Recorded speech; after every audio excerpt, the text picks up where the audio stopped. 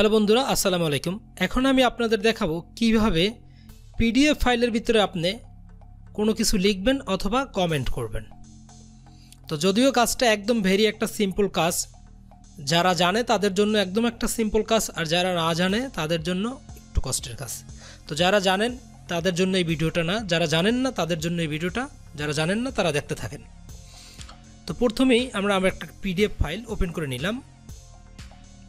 তো এখন আপনি যদি এখানে কিছু লিখতে যান অথবা কিছু কমেন্ট করেন, তো সেক্ষেত্রে আপনার কাছে ওইভাবে কোনো সফটওয়্যারও নেই, যেমন নিট্রো প্রো বা অন্য যে সফটওয়্যারগুলো আছে যেগুলো থেকে কনভার্ট করে তারপর আপনি লিখতে পারেন, সেই সফটওয়্যারও নাই, কিছুই নাই। সিম্পল অবস্থা আপনি কেমনে লিখবেন? আপনার লেখাও দরকার, বা কোথাও থেকে একটা মেইল পাইছেন, সেখানে আপনি এখানে একটা কমেন্ট করবেন বা কিছু লিখে আবার এটাকে রিটার্ন করে দেবেন, যাই করেন।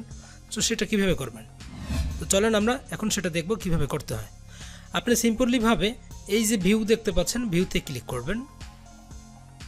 ক্লিক করার পর এই যে টুলস দেখতে পাচ্ছেন, এই টুলসে আসবেন। টুলসে আসার পরে এই পাশে আসবেন। আসার পরে এই যে দেখতে পাচ্ছেন এখানে কমেন্ট, এই কমেন্টে ক্লিক করে এইখানে চলে যাবেন। এখানে জাস্ট ওপেন একটা ক্লিক করবেন। ক্লিক করার পরে এখন এই ফাংশনগুলো আপনার ওপেন হয়ে গেল, এই যে কিছু টুলস ওপেন হয়ে গেল। এইখান থেকে আপনি যে টিতে ক্লিক করেন, টি ফর টেক্সট অ্যাড, এই যে এই টির উপরে যদি আপনি আপনার মাউসের কার্সরটা নেন, তাহলে এখানে দেখতে পারবেন এখানে লেখা আসবে যে এটা দিয়ে আপনি কমেন্ট করতে পারবেন। তো যাই হোক, টিতে ক্লিক করলাম। ক্লিক করার পরে কোনখানটায় আপনি আসলে লিখবেন সেইখানটায় ক্লিক করে দেবেন। ক্লিক করার পরে এখন যদি আপনি চান আপনি কিন্তু লিখতে পারবেন।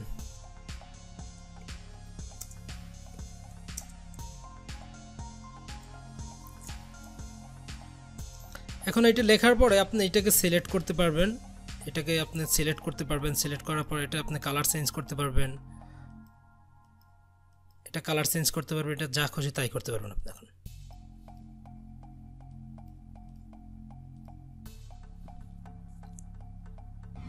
আপনার যে কালারটা দরকার হয় এখানে ক্লিক করবেন। এখানে ক্লিক করে সেই কালারটা আপনি সিলেক্ট করে তারপরে আপনি এখান থেকে কালার দিয়ে দিতে পারবেন।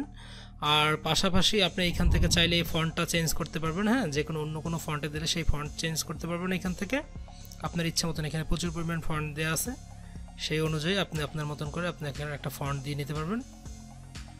তারপরে এইখান থেকে সাইজটাও কমাইতে পারবেন। এখন আপনি যদি এখান থেকে আপনার ইচ্ছা মতন যেই সাইজ করবেন, আপনার ছোট বড় যে কোনো রকমের সাইজ আপনি করেন, সেটা আপনার থেকে করে নিতে পারবেন। তো আপনার যেরকম ইচ্ছা সেরকম আপনার সাইজ এখান থেকে এখন করে নিতে পারবেন।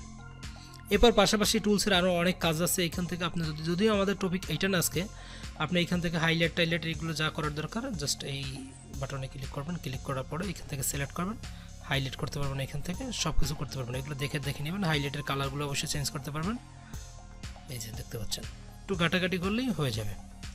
তো ঠিক আছে বন্ধুরা, আজকের ভিডিওটা এই পর্যন্তই। দেখা হবে নতুন কোনো ভিডিওর সাথে। সেই পর্যন্ত ভালো থাকবেন। আল্লাহ হাফেজ। চ্যানেলটা অবশ্যই সাবস্ক্রাইব করবেন।